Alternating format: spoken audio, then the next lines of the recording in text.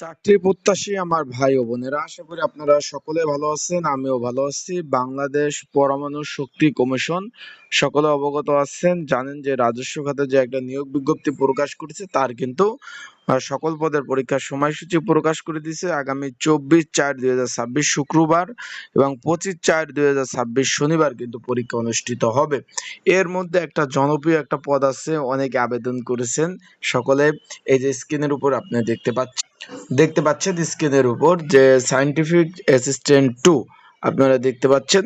এখানে কিন্তু একটু খেয়াল করবেন, পরীক্ষা অনুষ্ঠিত হবে 1 ঘন্টা। আগামী 25 তারিখ 1 ঘন্টা কিন্তু পরীক্ষা হবে। সকাল 9টা 30 থেকে 10টা 30 পর্যন্ত পরীক্ষা অনুষ্ঠিত হবে। এখন বিষয়বস্তুটা হলো, যারা পরীক্ষার্থী রয়েছেন তাদের পরীক্ষার প্রিপারেশন প্রস্তুতিমূলক একটা সাজেশন রয়েছে। সেই সাজেশনটা কতটুকু কমন উপযোগী হবে এবং এখানে পরীক্ষার্থী কতজন এবং পরীক্ষা এমসিকিউ হবে না লিখিত হবে। যারা এখনো এডমিট কার্ড ডাউনলোড করতে পারেন নাই, তারা এডমিট কার্ড কিভাবে ডাউনলোড করবেন বিস্তারিত সকল বিষয় আজকের এই ভিডিওর মাধ্যমে আপনাদের জানিয়ে দেওয়ার চেষ্টা করব। তাই ইনশাল্লাহ সকলেই কিন্তু আমার ভিডিওটা এ টু জেড দেখার চেষ্টা করবেন, বিস্তারিত সকল বিষয় আপনারা জানতে পারবেন। তা চলুন ভিডিওটা শুরু করে দেই। তার আগে বলে দেই, আপনারা যারা আমার ইউটিউব চ্যানেলে নতুন অবশ্যই সাবস্ক্রাইব করে রাখবেন।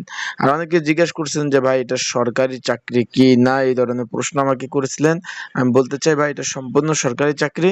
আপনাদের কোনো টেনশন করার কোনো কারণ নাই। এখন এখানে পরীক্ষা ভাই 1 ঘন্টা ব্যাপী হবে। সকাল 9টা 30 থেকে 10টা 30 পর্যন্ত পরীক্ষাগুলো অনুষ্ঠিত হবে। সকলেই দেখতে পাচ্ছেন, এক এক জায়গায় এক একজনেরটা পড়েছে, আপনারা দেখতে পাচ্ছেন।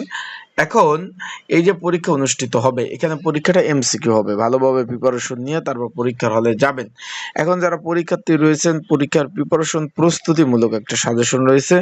যদি আপনাদের কারো প্রয়োজন হয়ে থাকে যে ভাই আমার সাজেশনটা প্রয়োজন আছে, তারা আমার স্ক্রিনের উপর হোয়াটসঅ্যাপ নাম্বার রয়েছে, ডিসক্রিপশন বক্সে নাম্বার রয়েছে, পিন কমেন্টে নাম্বার রয়েছে। এই নাম্বারে কিন্তু আপনারা আমার সাথে যোগাযোগ করতে পারেন, মেসেজ করতে পারেন।